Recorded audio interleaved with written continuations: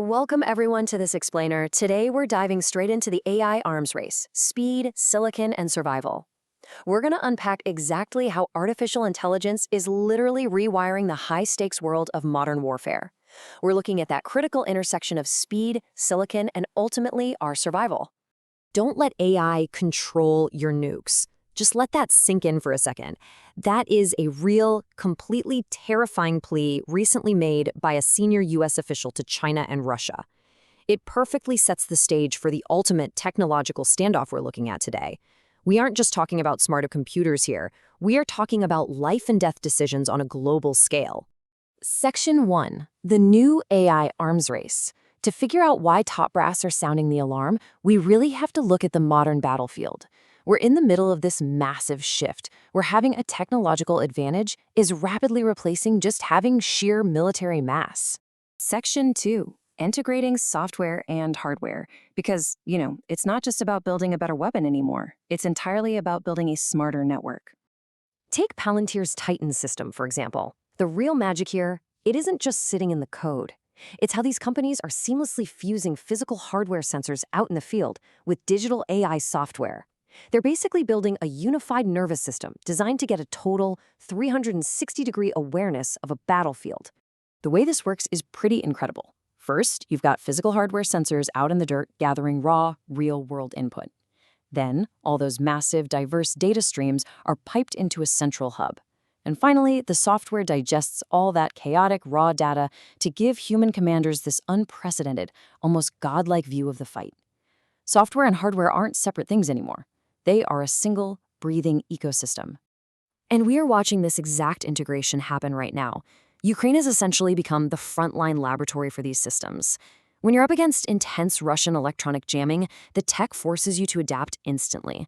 Plus, when an army is running low on conventional bullets and ammo, this tight software-hardware link creates a kind of brutal efficiency. It makes absolutely sure every single soldier and every single missile counts. It is literally a matter of survival. Section 3. The drone innovation cycle. Let's zoom in on the specific piece of hardware that is totally dominating this new era of warfare: drones, and specifically the blistering speed at which they are evolving. 6. That's the number of weeks it takes for drone designs and tech on the front lines to become completely obsolete and totally reinvented. Just pause and think about that. Every 6 to 8 weeks, the hardware and software have to fundamentally change just to stay in the game. To put that in perspective, think about the major tech shifts during World War II. Those took years of development. Contrast that with modern drone warfare, where obsolescence is literally measured in weeks and months. We haven't seen a military innovation cycle moving at this breakneck pace since the Second World War, and it's all being driven by this insane, high-stakes cat-and-mouse game of electronic jamming and countermeasures. Section 4. Written versus grown AI. So why is this new tech so unbelievably hard to control and manage? To really grasp that, we need to transition a bit and understand how modern AI is actually made. There is a massive split between these two worlds. On one hand, you have traditional software. It's written step by step by human programmers. It's like following a recipe, right? You can trace exactly what the computer is being told to do. But modern AI systems, they aren't written, they are grown. Supercomputers chew through huge mountains of data to organically grow a solution, which spits out this massive, opaque black box made of billions of numbers. Which leads us to this incredibly chilling realization from AI CEO Connor Leahy. He notes that fundamentally, to this day, even our top scientists don't really know what's inside of these systems. The takeaway here is huge. We are actively handing critical, life-or-death battlefield decisions over to massive mathematical structures that even their own creators can't fully decipher. Section 5. The human in the loop. And this brings us to the ultimate safeguard that defense experts always fall back on to prevent a total disaster: keeping a human in the loop to make the final call. Let's rewind to 1983. Russian Lieutenant Colonel Stanislav Petrov is watching the monitors for U.S. nuclear strikes.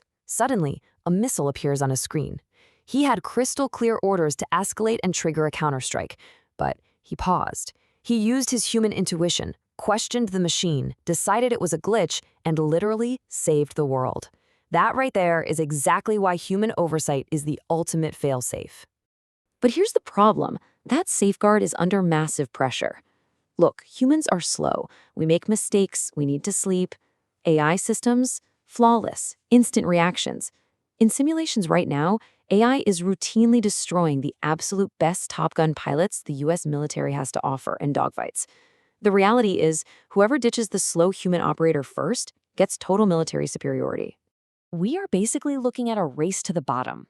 The sheer terrifying speed of AI decision-making is inevitably going to push humans from being thoughtful decision makers into mere rubber stamps.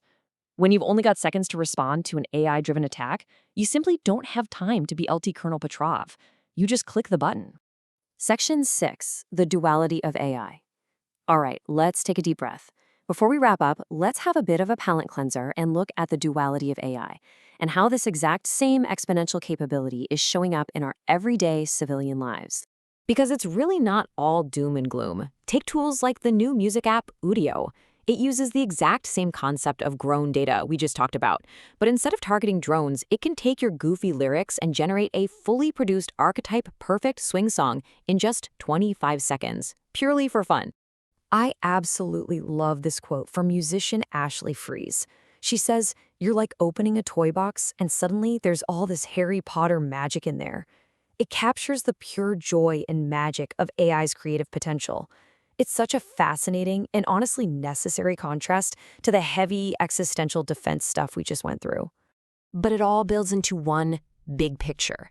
It is the exact same underlying exponential technology across the board. The system that writes a catchy tune in 25 seconds is built on the exact same foundation as the systems that can read entire libraries in a single afternoon. And those use the very same algorithms powering Boston Dynamics war robots and Palantir's targeting software. It's one massive technological leap applied to literally every facet of human existence. Which brings us to the end of our explainer. I want to leave you with this final, incredibly provocative thought. After World War II, we literally had to invent the concept of crimes against humanity. As we race headfirst into this new era of integrated software, high-speed drones, and autonomous warfare, are we prepared to update our very definition of war crimes? When the first machine kills a human, intentionally or not, who exactly do we hold responsible? Is it the manufacturer, the programmer, or the black box algorithm itself? Definitely something to chew on as you process everything we've covered today.